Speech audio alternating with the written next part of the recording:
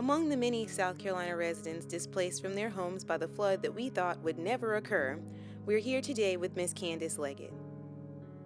Yes, I'm living with my daughter. I was actually taken out of my house by boat. Sumter County Police and Fire, they took me and a friend that lived with me out by boat and took us then to Sumter High School. They were, signing people in over there, I guess, as an emergency site. And then my daughter came and got me from there, and I moved into their house. After the shock of the excursion to the emergency facility, Miss Leggett was once again surprised to see the conditions of the emergency center. They had nothing ready for us.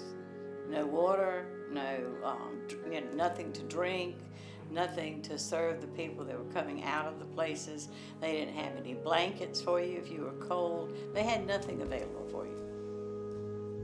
Most of us think that flood insurance will protect us in disasters as such, but many are mistaken.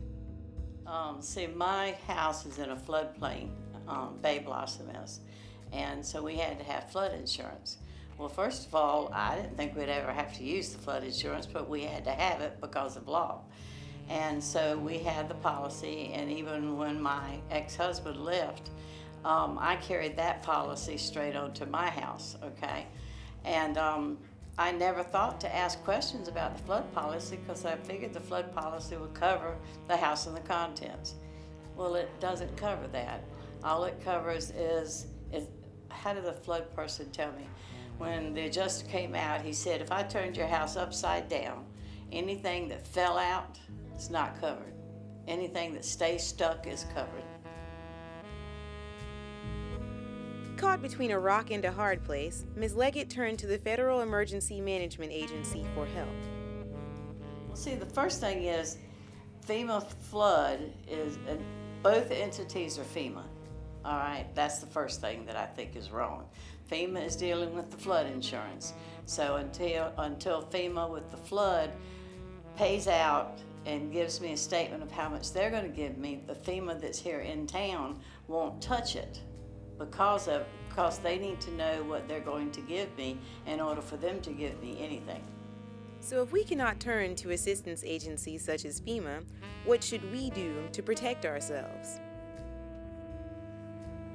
I'm telling everybody that I can to be prepared if they get flood insurance, that they have that personal property insurance with it. And if they have it now, to check it out and make sure they've got that coverage, because if they don't, they could lose everything. And I mean, it took less than a day for me to lose stuff out of my house that I've had. It shouldn't have to be our responsibility, okay?